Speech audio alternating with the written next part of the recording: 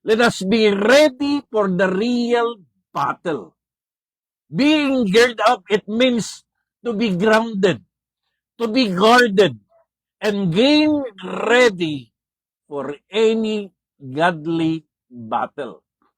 Spiritually geared up is not an option.